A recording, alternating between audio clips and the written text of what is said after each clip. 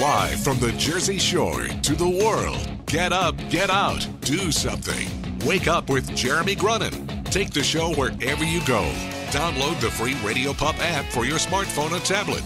Join the conversation. 732-505-1160. News Talk Radio WOBM AM 1160 and 1310. Listen online at WOBMAM.com. Hey, welcome back. Wake up with Jeremy Grunin. 7:07, Friday, November 18th, 39 degrees, getting up to 65 today. WOBMAM 1160 and 1310. News Talk Radio. Streaming live on the Radio Pup app and WOBMAM.com. 732-505-1160 to join the conversation. We are joined now on the line by Steve Soloman. My mother's Italian, my father's Jewish, and I'm in therapy. Good morning, sir. How are you? Good morning. You speak fast at this hour in the morning. That's incredible. Listen, I did a lot of years in retail sales, so I'm used to speaking fast so people don't know what they're buying. You know what I mean? Yeah, right. It's a beautiful car. It only had 2 floods. You'll enjoy it tremendously. Don't worry about the fire. Exactly.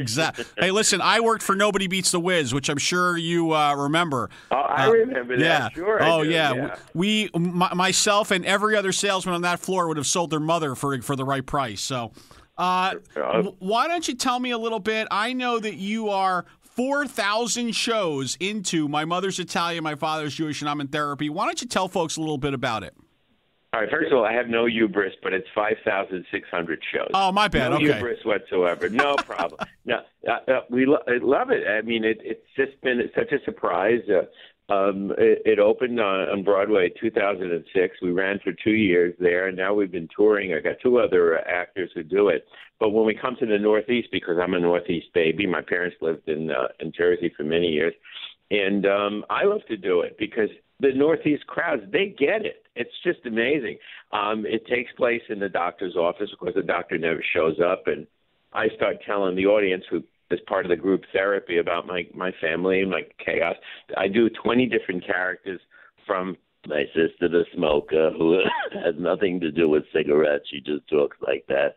To my mom, a little old Italian lady. To my father, what are you talking about? He's a little Jewish guy. And the story goes on and on. It's not just about Jews and Italians. It's about my doctors, the TSA people, everything you relate to. It's just a joy, and I love doing it. It's really a lot of fun. It's hysterical. Now, how did you make the leap from education, right, and being an assistant superintendent and doing the whole teaching thing and doing the whole, raising our youth and that, to all of a sudden now you're doing a one-man show and doing a whole thing about kind of your life experiences. How does that leap happen? Well, Jeremy, education was great. I loved the kids. I hated the bureaucracy. I hated the politics. I really do. In fact, most of the jackasses that I worked with come see me around the world now. They pop up and they go, "Hey, Steve, how you doing? Remember me?" I say, "You still a schmuck?" No. Okay, fine, then let's talk. That's why I got out of education. But I loved comedy. I always did voices. I always did characters. I used to even call up when I stayed home from school. I would call up the office, even as a kid, and I would say, "Steve can't come to school today." They would say, "Well, who's calling, please?" I say, "This is my father." And that got me in trouble a couple of times, but otherwise, I loved it. I wrote comedy. I wrote for famous comedians, but I didn't know then that you could get paid for it. Right. And so I would give them my jokes, and they would use them on the Ed Sullivan Show, and I'd be thrilled. I mean, my nipples got hard. I go, "That was my story," and then I realized you could do this for a living, and it's been quite an adventure. It's wonderful, just wonderful. Now you also have 3 sequels, right? And these are all one-man shows. Right, yeah. And it's just like, is it a continuation of the Steve Soloman saga? Is that it? Is that how this rolls? Well, what happens is the second show was still in therapy, and I created that because we had done, 150, 200 performing arts centers around the country, and they got a demand for what's next. So I did My Mother's Italian, My Father's Jewish, and I'm still in therapy, which takes place in my mother's clubhouse in their new condominium in South Florida, where on every wall there are 3 defibrillators, and it's a discussion of what it's like to live in that environment. Same characters, a couple of new faces. The third one is My Mother's Italian, My Father's Jewish, and I'm home for the holidays. That takes place in the Atlanta airport with a full set. I mean, each one. This is a theatrical piece. It's not just stand-up. And the airport's closed due to a snowstorm, and my parents are calling, and I'm supposed to be there and bring home this and do the.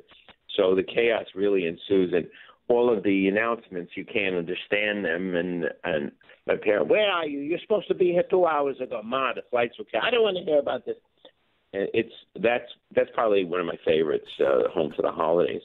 And the last one, which just opened, it's called Cannolis, Latkes, and Guilt. The Therapy Continues, which takes place in my parents' Brooklyn attic on the day they're moving. And so each one is a new adventure, and they're delightful. I really enjoy doing them. Well, that's great. I personally come from, we're a Jewish family, and my parents are both from Brooklyn, and their parents were born in Brooklyn. And so I kind of get where you're coming from. And we've always said that the Jews and the Italians, very, very, very, very similar. If you talk about two groups that are most likely to hang out and have a good meal, those would be the two groups, right? You hit it on the head, man. It's food and guilt, and that's it. And growing up in Brooklyn, people just don't realize this. You had a level of respect for adults which doesn't exist anymore now. I mean, if my neighbors saw me do something wrong, they'd give me a smack on my backside. My mother used to call them the pinch hitters.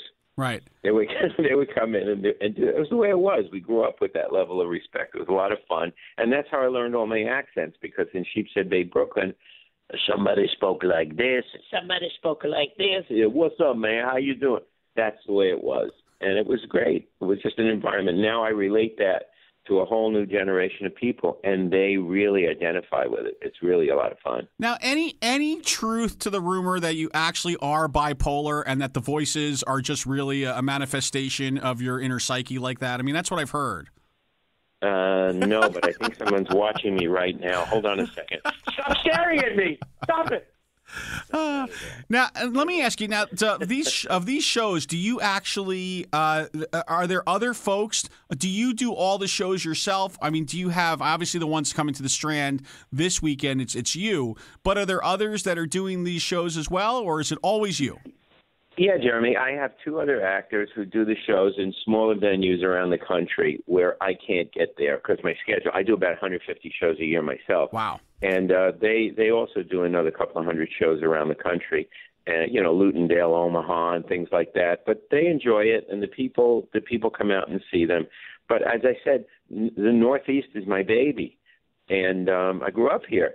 So this is where I like to come because the people just relate. I mean, I tell a story. I said I grew up in Brooklyn. Tough neighborhood. 10 times a day somebody would walk past me, grab their crotch, and go, "How you doing, Stevie? How's it going?" I said, I hate when women do that. I saw that one coming from a little ways away, and then I was hoping you weren't going there, and there you went. So anyway, it's all good. Too bad. Yeah, it's too bad. So why don't you give people the pitch real quick? Why should they come see the show this weekend? Aside from the fact that they have to support you and your ex-wives, et cetera, et cetera. Oh, it's real simple. Get away from the world. Stop worrying about who won the election. Enjoy yourself. Don't think about the coming winter. You'll have a great time. 90 minutes of belly laughs. I guarantee it. And I'm a friendly guy. Come say hello. Get a hug after the show. You'll really have a good time. So you're selling with hugs at the end of the show. Is that it? Is there a hug line that you set up after the show? Yeah, there's a hug line, but nobody takes me to dinner. That's the problem. What? They just go, "Oh, we had a great time. It was fantastic." And I go, "All right, not that dinner, nothing at all." Well, I can guarantee you here in Ocean County, New Jersey, nobody's going to take you to dinner tonight either. So I'm sorry to let you down like that. But listen, Steve Soloman, the show is My Mother's Italian, My Father's Jewish, and I'm in Therapy. Listen, let me be the first to wish you Shabbat Shalom tonight. And thank you very much. And I know I have a bunch of friends who are going tonight, and I'm going to see if I can't get there over the weekend. So best of luck to you. Please stop by, Jeremy. I'd love to say hello to your listeners as well. Thanks so much for the time. Absolutely. Have a great day. Good luck. Wake Up with Jeremy Grunin. We'll be back with more right after this. The Sean Hannity Show, this afternoon at 3. Wake Up with Jeremy Grunin returns next. News Talk Radio, WOBM AM 1160 and 1310.